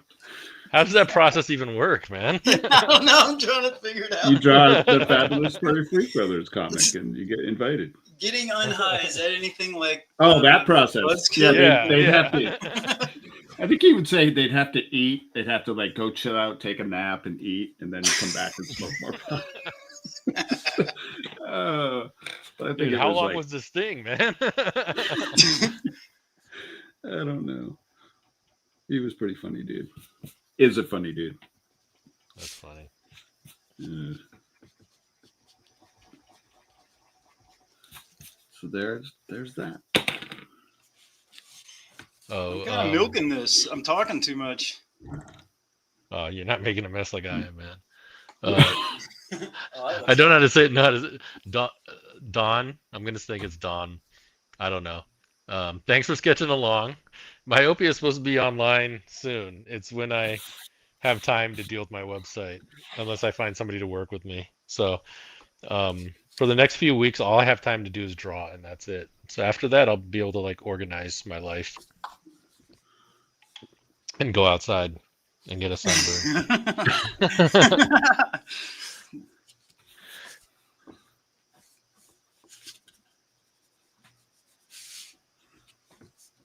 Where are we at? Cruising by again. The time flies in these things, I gotta say. Oh yeah. Oh really? How long have we been doing this? Hour and a half. What? Right? Oh, and this is all I've got done. You're fired. You talk too much. Never Quit coming talking. out. I know, he needs to concentrate. Quit talking. Get back to work. Man. I don't know about you, John, but every time we do this for like the week afterwards, I just want to draw. It makes me want to do more art. Yeah. Yeah. It's pretty fun. So I hope it does that for you, Mitch. Yo, absolutely. I feel it already. So like It's not. the weeks leading up to it, I was like, oh my God, I haven't drawn in a while. I gotta get up there. Gotta get up to my hole in the wall and sling some lead. Sounds like you're gonna shoot somebody, man. No, not that kind of lead. Some graphite.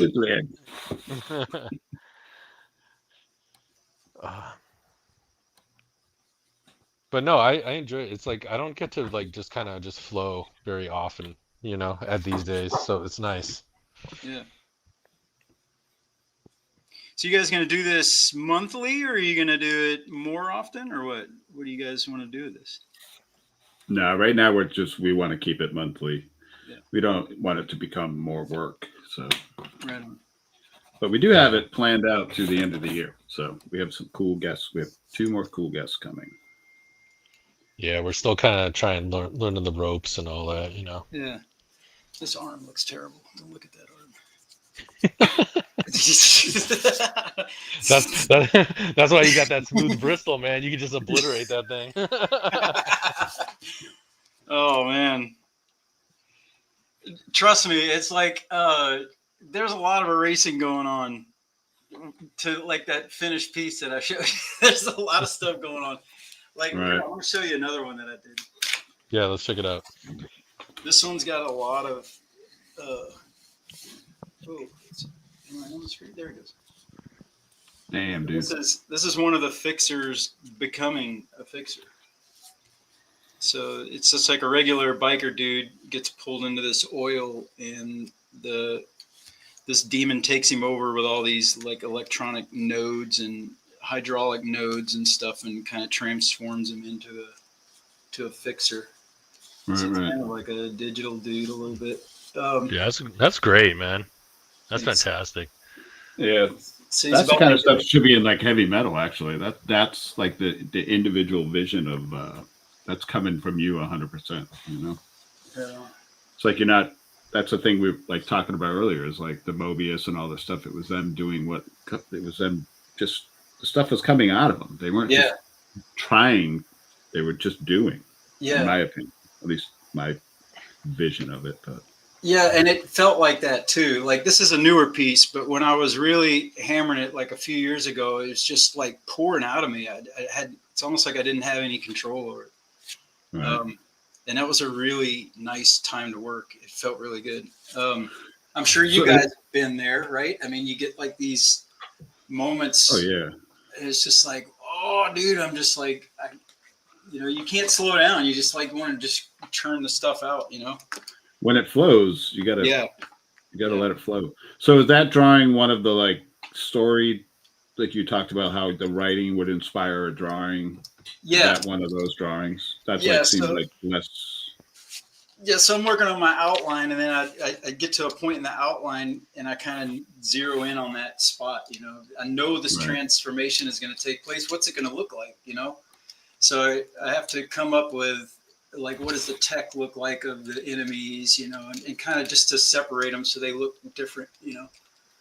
And just I don't know, just kind of zoom in on stuff that I like to draw because I love drawing those kind of like biometric looking stuff without it looking like alien if possible.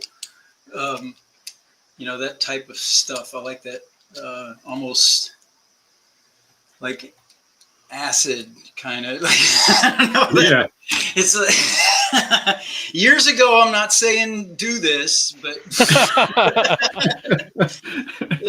that stuff would have an effect. Like I would always get too noodly if I drew, like too intricate and waste a lot of time in one area. But I kind of I like to go back to that stuff, like tap into it when I'm doing a piece and just like pick a spot on the drawing and kind of get crazy, like over detailed with it almost sometimes, Do you have like a system now where you'll leave shit out that you'll add digitally, like with the bikes and stuff? Frames, like just frames. Right. Like I posted one on my website on Instagram a while back where it says, all right, grab a toolbox was one of the fixers. And I just I was messing around with the color, like how I was going to color it. So I decided to just take that frame, extract it, and bring it over to Photoshop and mess around with like, how am I going to lay this color down, really fast, and give it kind of give it a watercolory kind of. I know it's not watercolors, but it's the way I paint. I don't really use filters and stuff, so I'll just it's mostly just a layer over my original pencil drawing, and then I just kind of lay those colors in there. It's really nice, man. It's like Thanks. It's really good looking stuff. Thank you. It's got so much energy. It doesn't feel digital, to be honest. It's like, that's what I kind of dig about it. Yeah, that's it. I don't like that. I mean, the digital glossy kind of look where it's just too clean, like really shiny, Toy Story-ish kind of vibe to it.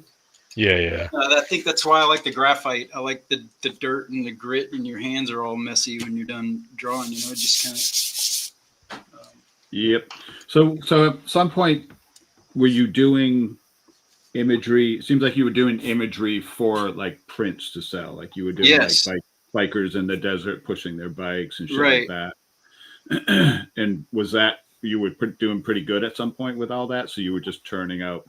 Yeah, I was just, I was still drawing on some inspiration like that, pushing the bike. I think the title was called This Isn't Zizix, Is It? Because we broke down in Zizix, California. Oh, no shit. And it's a terrible place to break down. And it's like really hot out there. And I don't know, I just wanted to tap into how hot it was somehow. Right. Because it was really hot, and just with that was the first piece that I saw of yours. That was in the tattoo shop. That's what got me. Yeah, that's how I found you. Hey, there's the axe in that drawing right there. That fast. Where's it? That? See the we're painting? What axe are you talking about? Oh boy, you'll see at the end of the show. Everybody, hang on. There's the axe. Oh my God. That axe. He has an actual axe. It's an actual axe. Yeah. Okay. So John Kunk is he's a guy out in Idaho. He rides choppers. He's a musician and he's an artist as well, as you can see. And he made this thing based on that drawing. So John, thank you very much. I'll cherish this thing forever. I might have to modify it into an actual functional peace pipe. Pack some material in that bowl right there.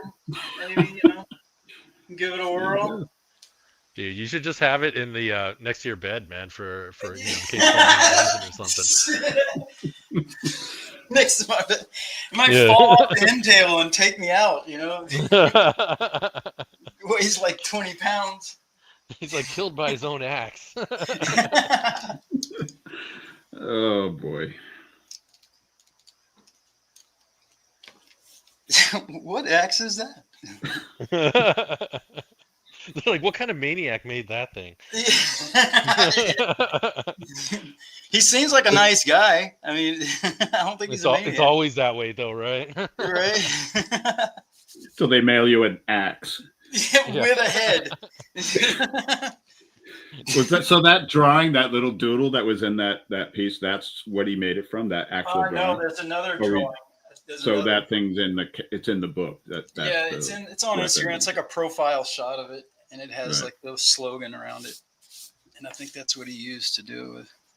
But I've been drawing that axe for a long time. Like I've been using that. I don't know. I just use it. I just like drawing that shit, like the weapons made of bike parts, Yeah, that's cool. There's different in my story. There'll be different weapons like that, like crazy shit like that. Oh, there we go. Getting back to the story, like, do you have, like, as you're doing these drawings, do you have a beginning, middle, and end already worked out, or is it just pretty growing? much for the first issue? It's kind of an open world thing, and there's really no end to it. I kind of started out that way, but I think I just like to just leave it open and just it is what it is, and whatever's going on in that world at the time. There's no end game, I guess. Right. Yeah, it actually sounds like you have a pretty thought out world already. Yeah, it's pretty deep. I mean, but it took a while to get that way, It's Yeah. But It's even fun, your though. work, I guess, is pretty thought out too, right? Because like the stuff we've talked about, it seems like you have backstories for everything. Yeah, well, a lot of it. Well, the character, like Emmett, is the main wizard character. I draw him doing a lot of stuff. He's got the clear gas tank on his bike and stuff. Just Yeah. I'll just have him do different things or whatever, and then just in adding different characters and trying to get a look for them. So I'll draw a bunch. Like there's a Worthy Few guys where they ride. They don't wear shoes when they ride choppers. They're barefoot. Just kind of crazy stuff like that. That's cool. Nobody would really ride a chopper without shoes, I don't think. Maybe. There's got to be, right? There's got to be somebody out there. Somebody named You could be that guy. No, I'm not that guy. I'm not that crazy. I have an axe next to my bed, but I'm not that crazy.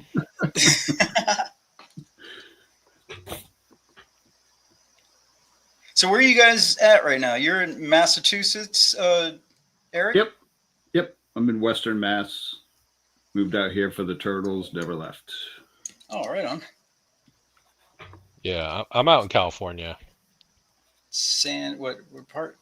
I'm in Sacramento, the Sacramento? capital area. Yeah, I'm from the San Francisco area, but yeah, it gets real hot here and real cold. That's all. Yeah. That's all there's about this place.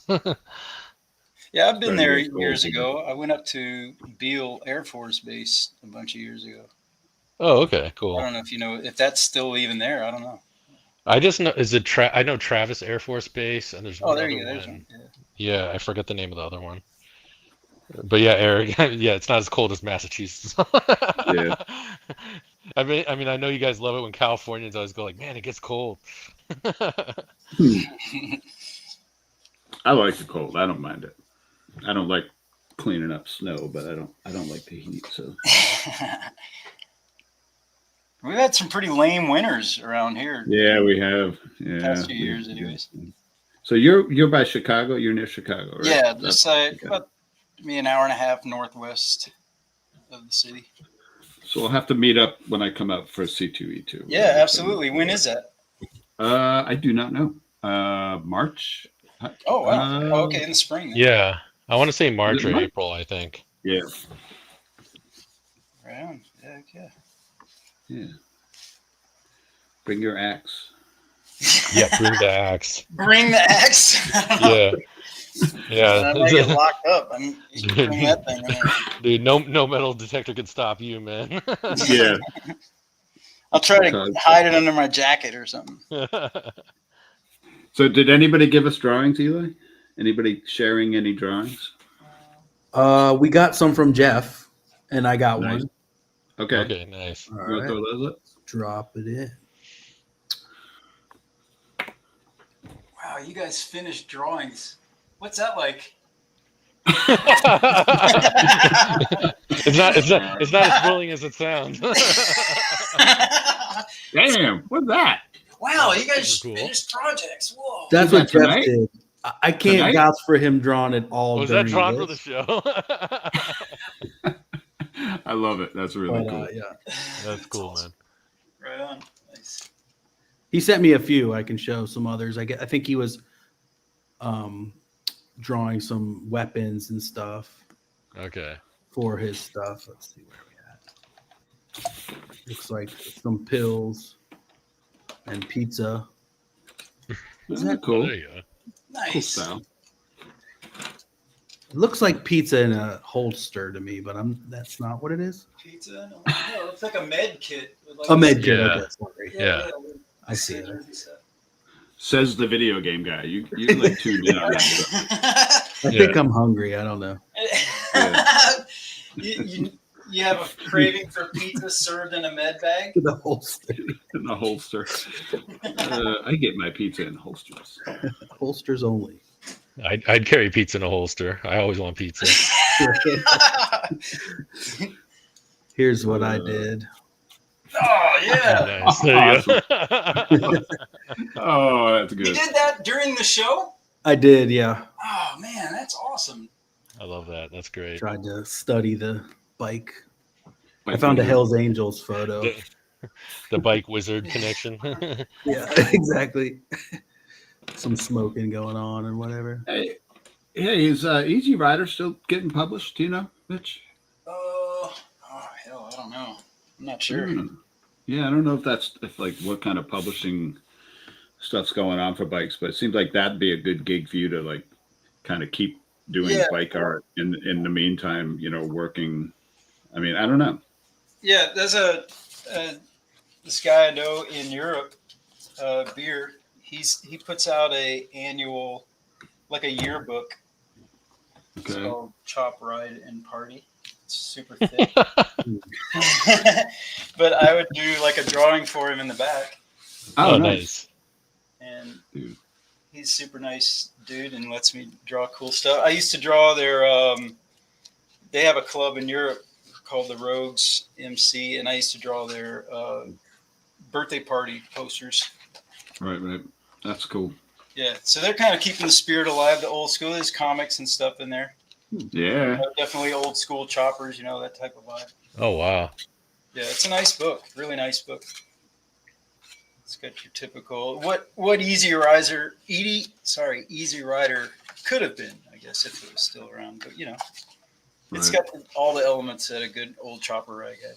But it's in a big, thick book. Foxy tanks. Those tanks are cool. Yeah. Was Easy Rider?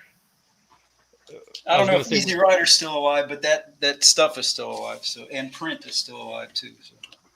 Was Easy Rider the one with the girls on the cover, or am I getting that confused with something else? Yeah, they'd be on the choppers, Okay. The thing I'm thinking is it'll always be like a centerfold, which would be like kind of Robert Williams-ish, like a biker. Oh, you're talking about David Mann, like the David Mann drawings? Yeah, maybe that's what it was. Yeah. Yeah, David Mann would pretty much every issue, if I'm not mistaken. Yeah. I feel like that would be a really cool way for you, an outlet for you to like produce a bunch of cool art that way. Yeah. And get it published in a biker magazine. I want to see your shit out there. I want to see this book. All right. I'll get it done. I'll get on it.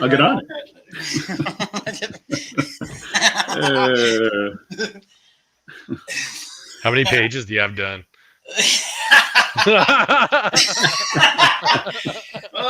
The first time, I think I've got 2 or 3 stacks of 15 pages. Like I get 5 or 10 pages in and be like, "What am I doing? Like, what is this? What is this crap?" You're like, what have I done with my life?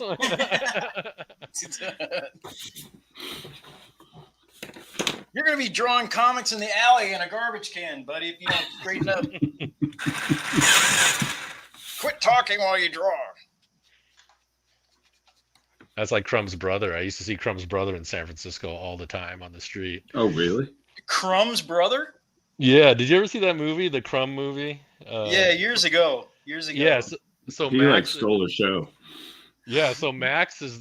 He used to be. I used to walk by him like every day. He'd just be in the close to the financial district, and he literally did that. He, I don't remember if he had the bed of nails, but he would sit down on the corner. And he'd get in a prayer position, and he'd have that bowl, and he'd be eating that string like he did in the movie, and like he'd have another bowl out for change. Wow! So I used to see him all the time, but never drawing though. Wouldn't he sit on a bed of nails or something like that? Yeah, but I don't remember him bringing that. Yeah, I don't think he did. That'd be kind of wild if he was doing that. It's like in front of a McDonald's, Better nails. This hand's kicking my ass. Don't look at that hand. We're gonna work on that hand a little later. Do you want to pixelate it out? No, I don't do that. I mean, I had to do a ghost hand on one of my last painting that I did because I spliced all the elements into it. So it was such a big drawing, and I got into it, and I didn't want to trash the original sketch, so I kind of worked everything around it. So yeah. I ended up doing the background separate from the front, and the 2 riders separate, and then spliced them all into the drawing in Photoshop. So Not the best way to work, and I would probably never do that again. But I don't know. Sometimes just to save a drawing, you know. I guess. Whatever works, man. Yeah. Yep. Do you sell your art? Originals, I've sold a few. I haven't. I sold a lot of my Wizards of the Coast stuff, my originals, those guys. But these, like the chopper stuff, I haven't really let go of because I'm kind of. I don't want to yet. Maybe. Right. I don't know. I need to separate like the stuff from the book from just stuff that I'm willing to get rid of. You know.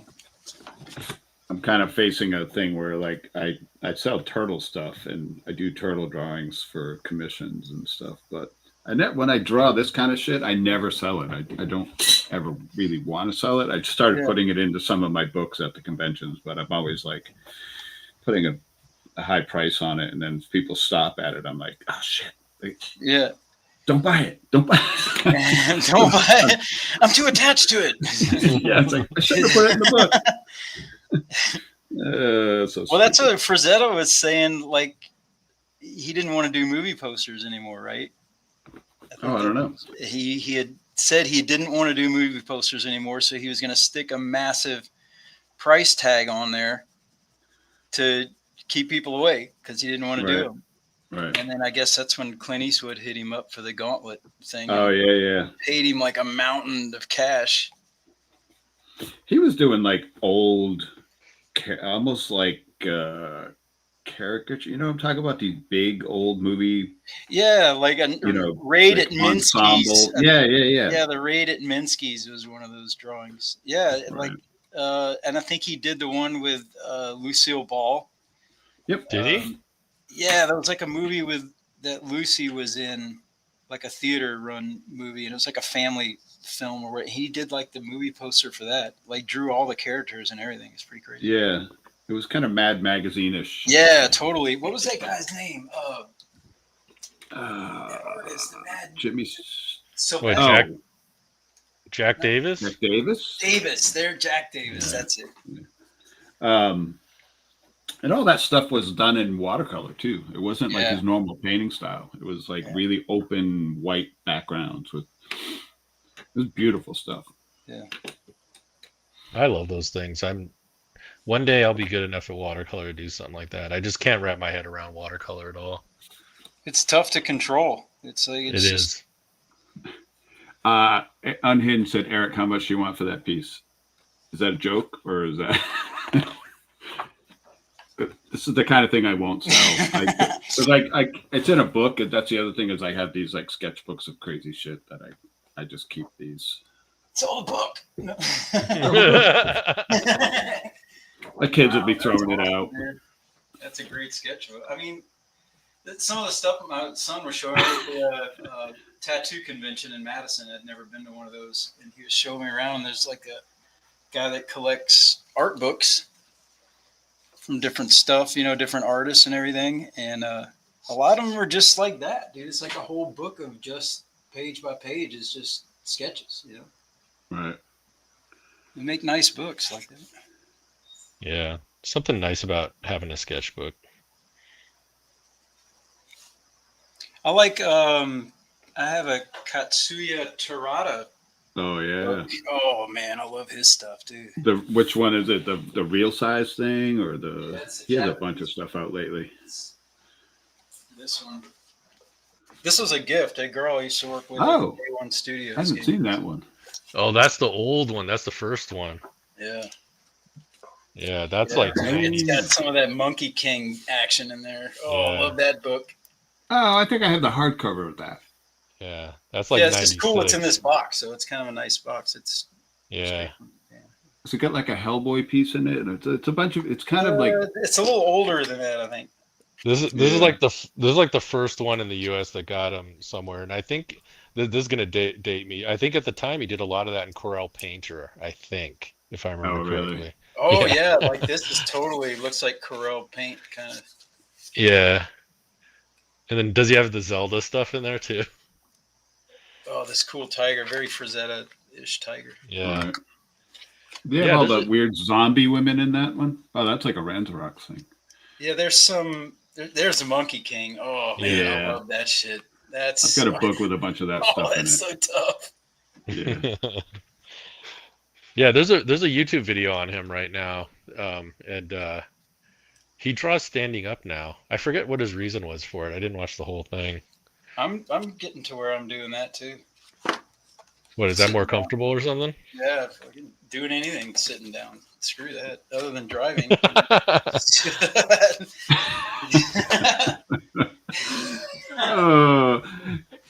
Is he tossing that guy a pot pipe? Is that what's going on in that? What's he doing there? Well, I got these... So my drawings, I started out this thing called the Wizard's Pass. And it's the wizards passing a joint to each other while riding choppers. Oh, that's good. And this is just, I don't know. I just thought I think they missed the ball on this one. I don't think they're going to grab this one. It's like an impossible, and maybe it's because his thumb is too damn small. It could be like, I don't know. I can't wait for that comic now, man.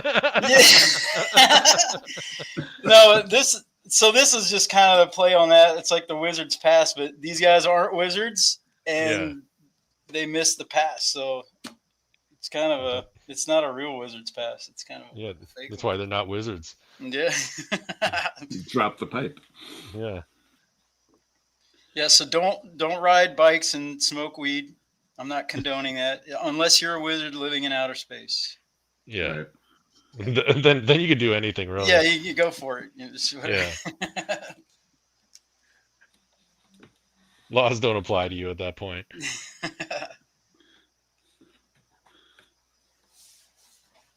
We're coming up on the last 5 or 10 minutes. Uh-oh. Yeah. Uh-oh. Finish. Flies by. So where can people support your art? From my Instagram is that, and I have a website, mitchcotieart.com. Okay. Which has, I just try to update it. Just anytime I do a new piece, I'll throw stuff on there. But most of it is older stuff.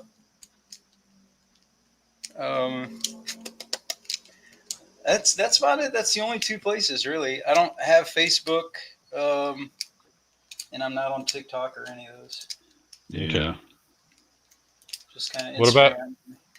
What about some of your monster manuals in that? Or did you do monster manuals? Oh yeah, I did some. Let's see, spell compendium, a bunch of books for Wizards of the Coast. Hopefully, I'm still getting credited for them. I don't know. I'm sure you are, man. Yeah. So yeah, that's other stuff for them. Okay, so that's other stuff people can look for. Illustrations, a lot of black and white interior illustrations.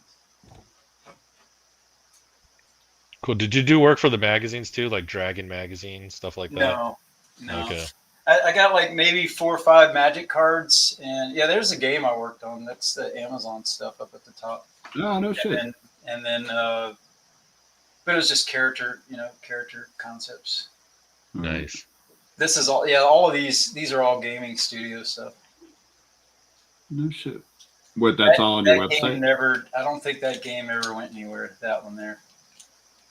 It was a 3D card game, like an online, and you wore the Oculus. Oh yeah. Play it. So it was like that's a Magic card. That was a Magic card. Oh, nice. Samurai Enforcers, I think, and that's an interior. That's an interior of one of the D&D books. A Dark Paladin or some shit like that. Is that all digital, or what is that? Is that the digital same process? Yeah, that's digital. So, but not pencil brought in. That's just 100% digital. Yeah, it's the same process that I use now. Oh, okay. Kind of the same thing with this too. This is a skateboard graphic. Both of these are. Yeah. When I was living up in the mountains in Colorado. Dude, that's awesome, man. That's very. Cool. Dude. Me and Joe, when Joe owned this company, and some of the concepts he was coming up with, really, and some pretty trippy shit about business, like And it's kind of, I don't know, it's just like the cutthroat world of business. Basically, was this whole the theme of this board here. That thing's crazy. Guys fighting over, and that's kind of the same thing there. Oh my god. Yeah, what we is that? redesigned so rendered. we redesigned the King Tut sarcophagus into all this nightmares snowboard graphic imagery. You know, those are fun times. I wasn't making crap for money, but that was fun. That's pretty cool. Yeah, that's got Nightmare. a whole. The company. That's the company there. It's got the whole underground comic vibe to it. Oh shit! Look at that. Oh yeah, there's the Wizard's Pass. I did a Wizard's Pass graphic. I modified the original to fit on a skateboard for them, and this is Creature skateboards. Oh, okay, cool. So they printed That's cool. a pink and a green version of the Wizard's Pass. And that's old X-Men Legends days. You see how it's like shiny and glossy and weird? Yeah. How long was X-Men Legends, man? Yeah, that's Fear 3. Yeah, that's Fear 3. I worked on that game. Yeah, man. See, you worked on a ton of great stuff, man. Yeah, those are fun. That was back before they really started abusing me. Like really. Oh, I think there's the whole story there. Yeah. That's nice. But yeah, same thing. I would draw on paper and scan it in. They hated it because I wasn't using my Wacom tablet. I was drawing. Yeah. And then I just do like, digital graphic stuff over the top. And that was from Silent Scope or something, another pitch. Okay, I thought you were making Counter-Strike skins, man. Yeah, that's it. There, it was a sniper game that they were Silent Scope. You remember that old game, Silent Scope? Not really, not that one. No. It was kind of it was going to be like a remake of Silent Scope or some shit, and it was like Chicago in the year 2045 or something. I don't know. Do you miss any of that stuff, or you wouldn't? No, you don't. Yeah, I kind of gathered that. No, I do miss the concepting for games. It's fun. I mean, it's a lot of drawing. Right. It really gets you going. I mean, you got to do a bunch of drawings, and you just scrap a bunch of stuff. Damn, that is cool, dude. Go back. Wait, shit. What is that? What are you drawing? That's really good, dude. Yeah, that's. Oh, I'm literally just wasting time, man. I don't know, man. I'm just on a doodling mode today, so I'm just kind of rolling through. Yeah, that's really nice. What book? Thanks, man. What kind of book is it? It's obviously watercolor paper, but it's some watercolor book I bought a while ago. So yeah, this is junk, and then that's just beautiful. Like I said, just scribbling. I don't know. This is just my mood. This is just my mood today, man. I don't know what to say, man. No, they're really cool, dude. Thanks, man. Nice hands. I like that hand. Very cool. Thanks. Man, I really appreciate you guys inviting me. This is awesome. Oh, thanks for doing it, man. I mean, yeah. Sorry I didn't draw more. Shit, I can crank out stuff, but I guess I was just talking too much. No, that's part of it. It's hard when you're talking, really. Yeah.